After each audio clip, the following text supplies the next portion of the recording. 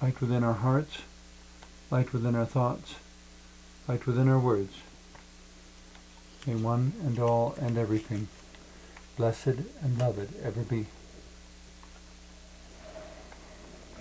Welcome. I am Sister Who. With me today on the show, I have my friend David Slater, and the topic we wanted to address today was reading bodies and spirits. It may be confusing to a lot of people to even think in terms of reading a body. What does that mean? To some extent, I suppose it's kind of a new agey massage therapist kind of jargon. I suppose because a lot of people really aren't aware of the kind of reading that goes on. Well, it's funny, there are actually a couple of books, and they tend towards the new agey type stuff. Louise Hay has a book speaking of what shows up in the body and how it would be spiritual or emotional. Permanent Healing is another one. Remarkable book. And basically, what tends to happen is everything that shows up in our body starts as an emotion first. The thing is that our concepts, our vernacular, almost places it in our body. For instance, we've all heard the concept. Almost places what in our body? The occurrence. For instance, the concept of your soft underbelly. Okay. There are a lot of places that, for instance, say massage envy or whatever, won't work on your stomach because there are so many issues there. They won't do any abdominal massage because it is taboo, if you will, and that it is where so many emotions will rise because that's where vulnerability is. But what's funny when you address this. So the general societal expectation is that if somebody shows vulnerability, that you specifically not take advantage of it? Well, if they that you not touch it, that you not... Well, for the people running Massage Envy, they're worried about a lawsuit. Someone who is invulnerable... You said the people running Massage Envy? Yes. That's a particular company? Yes. Okay. It's a chain of massage stores providing massage service. Okay. Interesting thing is that when you actually break it down how something shows up in a person's body, it's rather basic. It's very simple because almost inanely so.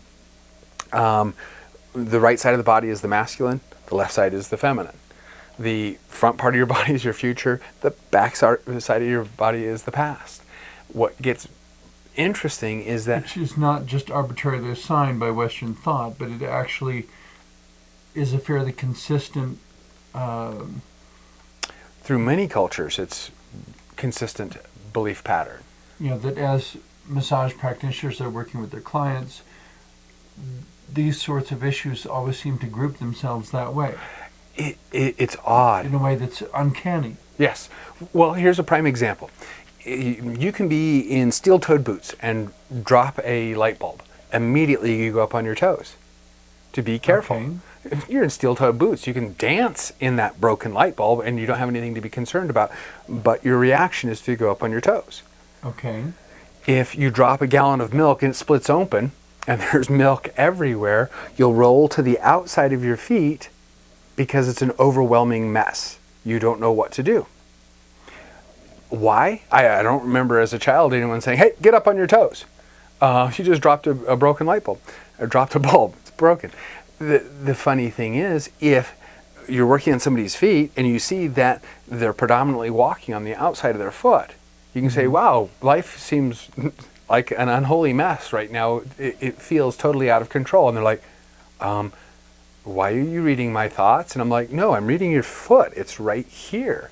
And opposite, if they're on their toe, then you can say, oh, you're being very careful. You're worried about breaking rules. You're worried about what other people will think. You're worried about doing the wrong thing. And like, but of course, part of the challenge of that is having clients who don't expect that from you, who suddenly feel figuratively very exposed and vulnerable, Yes. and it may even prompt them to suddenly become defensive. It gets actually rather hilarious. Being an intuitive, a lot of people get weird around me because they think I'm going to go hunting through them, and that's the last thing I want to do. But inversely so, there are so many things, even watching somebody walk or how they present themselves, they are releasing tons of information about themselves. But if I am actually touching a body and interacting with somebody in that respect, I will tell them, okay, my belief is that whatever emotions you have, it'll be reflecting in your body.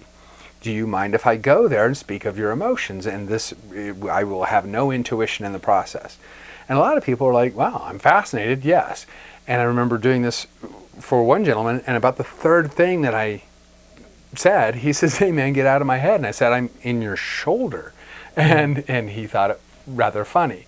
Mm-hmm. But you get some remarkable healing in these things because when you start speaking to the emotion, you could put a finger on it and hold it and feel the tension, feel the knot, feel the problem, speak to the actual emotion, and it melts under your finger. And there's no manipulation, there's no juju going on. But they have to be willing to let go. Yes, exactly. Well, and I've also had it where, again, a place is squishy on the person. There is no issue, but you'll bring up a particular issue that... And suddenly it goes hard. Oh, yeah. Like it clenches in fear? Whatever the emotion is. Right between the shoulder blades, where you can get stabbed in the back. Mm-hmm. When tension is there, betrayal is your biggest concern. Okay. Now, what's interesting about that, whereas this would be betrayal, if the pec, the front of the chest, is tight and is a problem, this is where you're really concerned about someone you know hurting you. Betrayal is just about anyone could hurt you. So in other words, okay. Work has turned into some sort of cloak and dagger thing. Your tension that will be between the shoulder blades will be just incredible. You don't know who's going to stab you in the back, but you're pretty certain someone is. Okay. Now, you start a relationship with someone and you're opening up to them in a way that's totally shocking you. You know full well this person can hurt you. And so on the front of the chest, and sometimes as specific as a knot, will form because you know full well who can hurt you, whether they even can, whether it's within their capability or not. It's a possibility, but they're a known person. So it would be kind of like heart trouble? Now, not that deep. It'll initially show up when you're worried about the person you're married to for 10 years mm-hmm. hurting you. Oh yeah, you can get heart trouble, you can get even bone trouble in that area. Which, on a superficial level, that it's interesting, it's novel. Where it becomes useful is when you decide to address those things. You bring up a valid point. Let's go with the heart guard. If you take your fingers and put them between the ribs, and you can actually feel the space between your ribs. Mm-hmm. This means you're not trying to block off your heart. You're open to loving people. Okay. You go to a person and you can't find a rib if you tried. You say, oh, you're guarding your heart. And they're like, oh my goodness. And it's like, no. A heart is a precious thing. Guard it. When you're on year 3 of doing it, it's probably not so helpful. And again, having the perspective.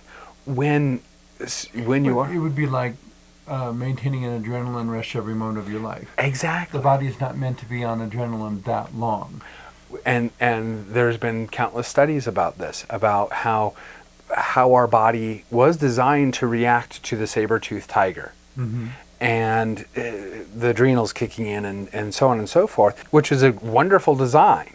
Mm-hmm. The thing is we are living our lives and our bodies are reacting in today's society like we're being chased by the saber-toothed tiger for years. And this is why people are, in a sense, falling apart. Why we're coming up with autoimmune deficiencies or autoimmune situations and fibromyalgia. This is a new thing, and they were trying to understand that whether it even existed. Well, of course it exists, because the fear exists, because the energies of this all exist.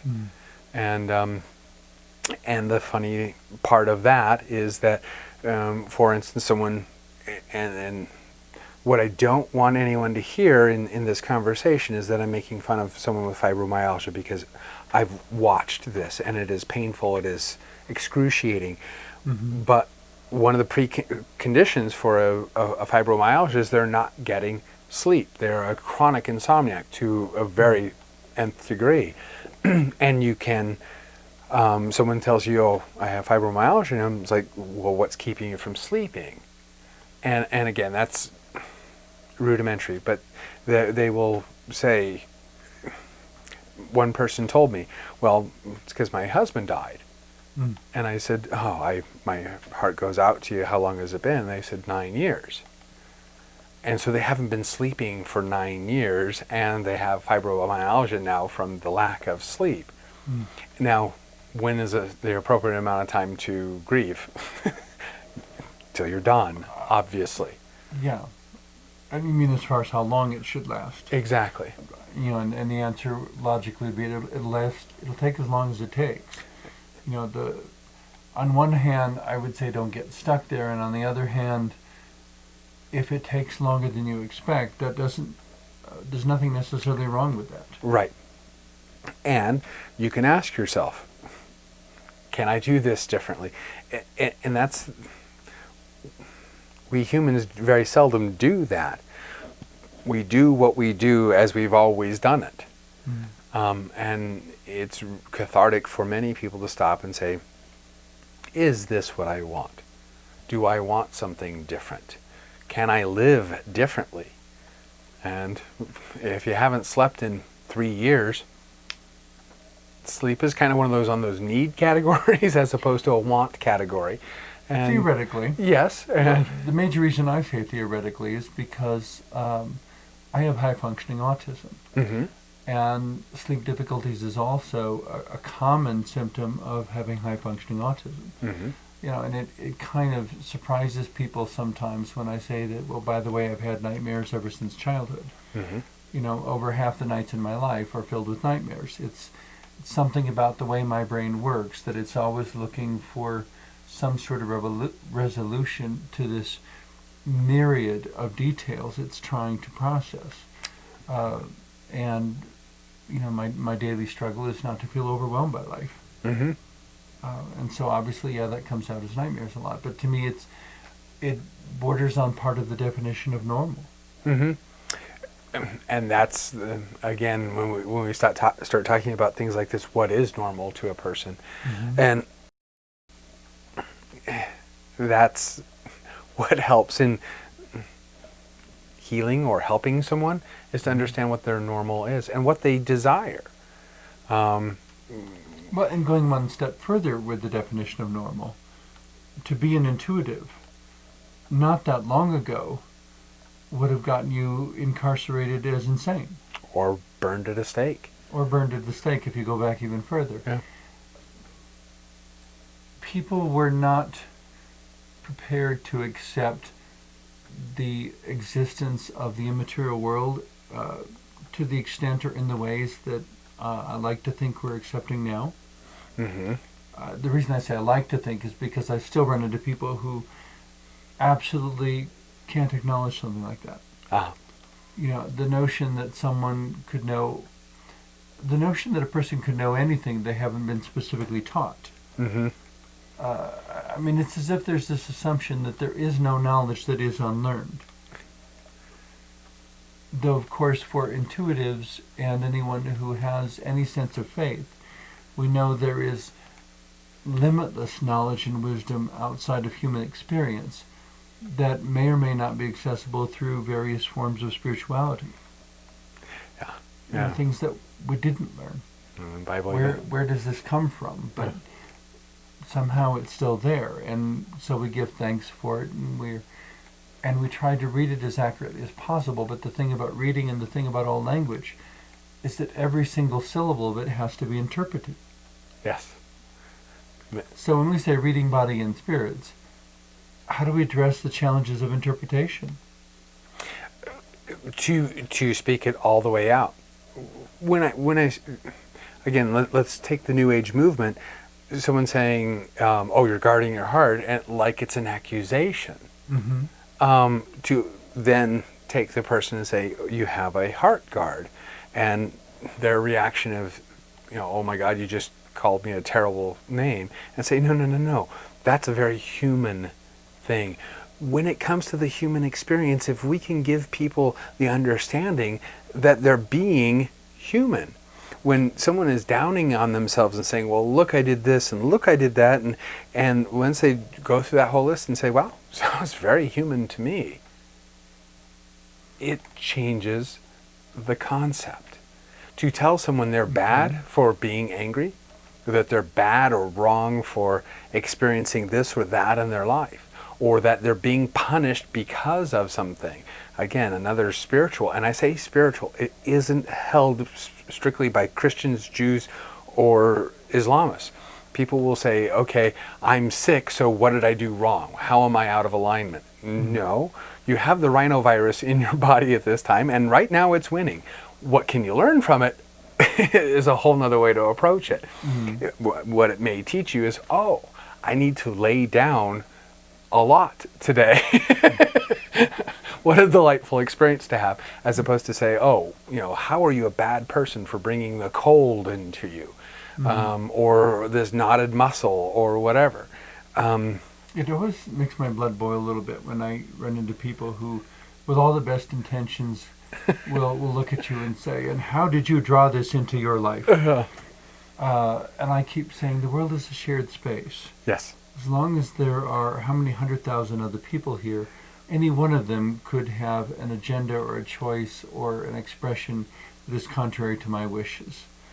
At which point, either I need to exist in an alternative dimension, or their choices are going to have an effect on me. They're going to be present in my life.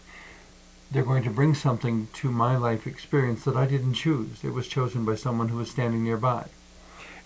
It's almost like the new version of piety, that unless you are truly a pious person, you're going to have a terrible life. I'm guessing the Dalai Lama has some unfortunate things happen in his life, and I would probably call him a pretty pious person, innately, naturally pious. What I'm saying is this is the human experience. It is filled with injustice. So many people want to fight an injustice, yet injustices outnumber grains of sand on the face of the earth. And this is the place we're in. And because someone is having an experience in their life, it means only one thing. They're having an experience in their life. It has nothing to do with good, bad, right, or wrong. The thing is I would just consider the raw material, and so in that sense we always have something with which to work. And at the same time, when the person tells you, this is my fifth wife and she wants to leave me, and it seems to happen every time I beat my wife that they want to leave. Now that's just, yeah. So now it's not a big deal. You can say, well, that beating thing, you probably want to stop that. Of course, it goes much deeper than that, but you can see the human experience and be able to spot things in a person. And sometimes there is no rhyme or reason to why we're sick or have no money, or the list goes on. It's just an experience. And let it be an experience. And see what you can learn from it. Yes. And the possibilities are limitless, what you can learn. I like to ask people, what have you learned more from, your paychecks or your bills? Like, what do you learn more from? Yeah. What has taught you more, your paychecks or your bills? I'm inclined to think most people would say bills. Of course, you learn how to budget your money. You learn the value of money. You learn how to celebrate real well on a very great check or bonus or whatever. But the harder, more deeper life lessons come from, oh, how am I going to pay this bill? How am I going to create things that currently don't exist? And powerful, amazing lessons. Are we going to, the person who has more bills than normal, are they doing a bad thing? No, they're learning some fantastic lessons. It's a perspective that... So, but getting back to the point of reading bodies and spirits. Oh, I'm sorry, yes. If we're reading the effects of a person's life in their body, reading their aspirations, perhaps, reading what in their spirit? Well, this is where, again, I'm basing a lot on the concept that most people are following, what society has been teaching them. The shoulder blades. Now, this is where you get a little more airy-fairy, a bit out there. This is where your angel wings attach. And when the scapular area is tied up, especially subscap, then in that place, you're concerned about using your gifts. Okay. If it's on the left side, because right is masculine and giving and left is feminine and receiving, then... But the point is not the reading itself. The point is how your life changes or is empowered by the information the reading provides.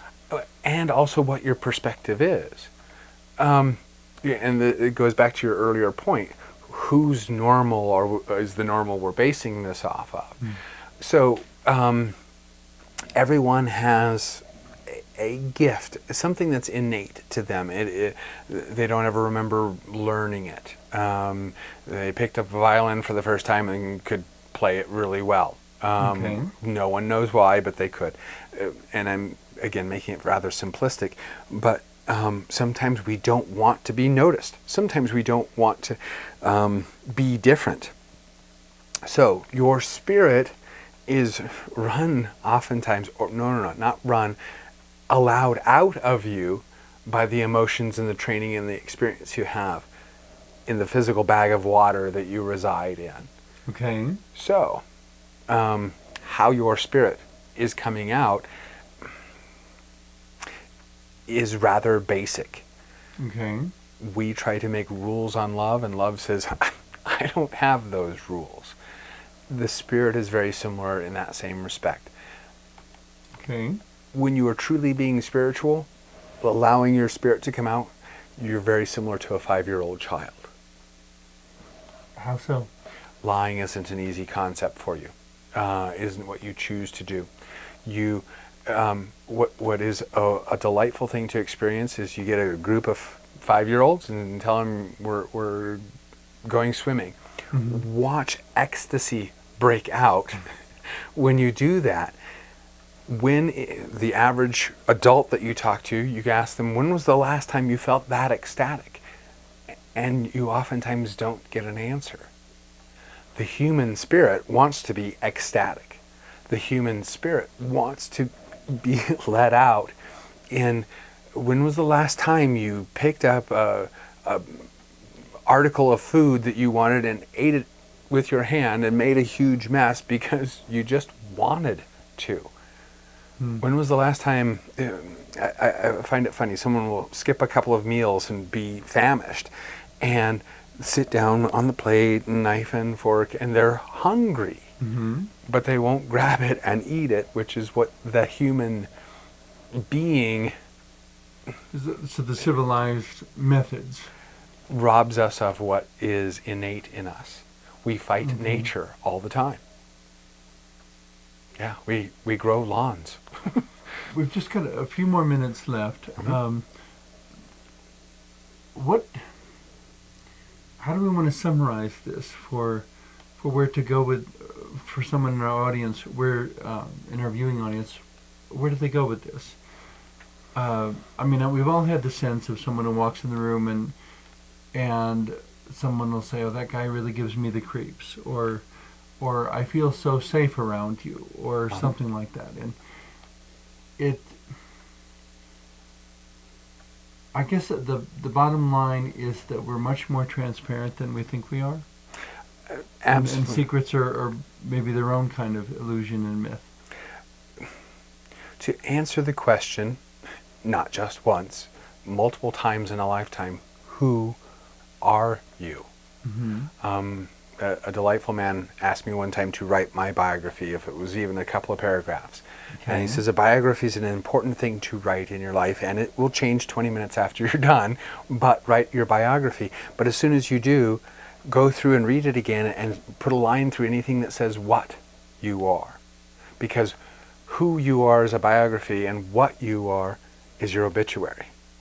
Okay. We refuse to understand who we are. And that's the spirit trying to get out. And that's the spirit that we need to let out. Yes. It's, the spirit within the body, it seems to me, is the greatest gift any person has to give to humanity. Yes. And The spark of life. we try to make the spirit conform to the body instead of vice versa, the more impoverished the world becomes, because it doesn't get the gifts that are hidden within each of us. Indeed. Thank you very much for everything you've shared You today. bet. Wonderful. And thank you for watching.